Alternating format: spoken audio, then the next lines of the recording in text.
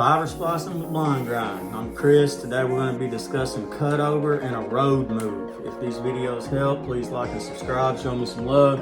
So a cutover is when the telephone company basically installs new equipment like a panel at the CO, and they're going to cut over the jumpers from the old panel to the new panel in order to run new fiber cables out through their infrastructure. This example just happened to involve a road move, so there was going to be a lot of maintenance going on, and it was a good time to go ahead and replace and upgrade the old cables that were unitube, loose tube, gel filled, yarn separated cables from way back in the day in them old preforms. So we had a lot of work ahead of us. So in order to do this correctly, we're going to have 4 splice crews out here, all set up at the same time and synchronized, as well as a CO tech in the office actively unplugging jumpers from the old equipment and plugging it into the new panel from their equipment. So on this existing cable path, we had a 72 count panel. This is just for an example. Usually it's bigger than this leaving the office on something like this, but we got 1 through 72 leaving the office. 1 through 12 went south, 13 through 24 went north, 25 through 72 continued west on the main line. At this splice point, 25 to 36 tapped off, 37 to 60 went west, and 61 to 72 went south.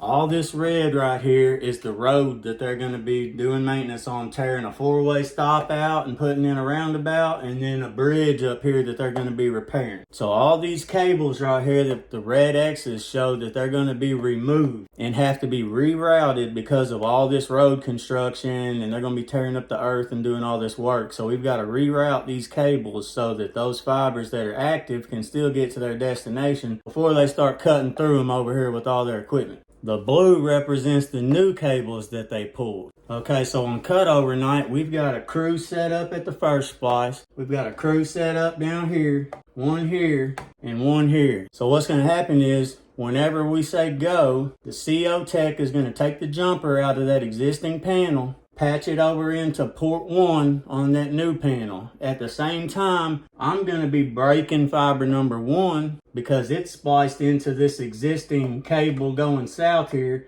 and I'm going to be splicing it to the blue fiber that heads south. Then I'm going to say go. I'm going to break the orange and splice it as the CO tech is unplugging the second jumper of that panel and passing it over into that new panel's number 2 port. We're going to do that all the way through 12. We're going to do the same thing up here on 13 through 24 because it's the existing cable. We're coming off our new cable here, 1 fiber at a time. Now once we get to 25 to 36, the CO tech's going to be throwing his jumper on 25 while I'm breaking 25, and this guy up here is breaking 25 and splicing it. We'll do that all the way through 36. Then when we get to 37 through 72, well, 37 to 60 is going to be the CO tech throwing the jumper while I break 37. This guy breaks 37, and this guy breaks 37 and splices them. Unless this is a loop, unless he mid-entered here, he won't have to splice it. Well, it was already dark on them 2 new cables. He could have very well had it already spliced. We're going to do that from 37 to 60. And then when we get to 61 to 72, it's going to be the CO tech throwing the jumper, me breaking the fiber, and the guy here breaking it on that existing cable and splicing it. We'll do that all through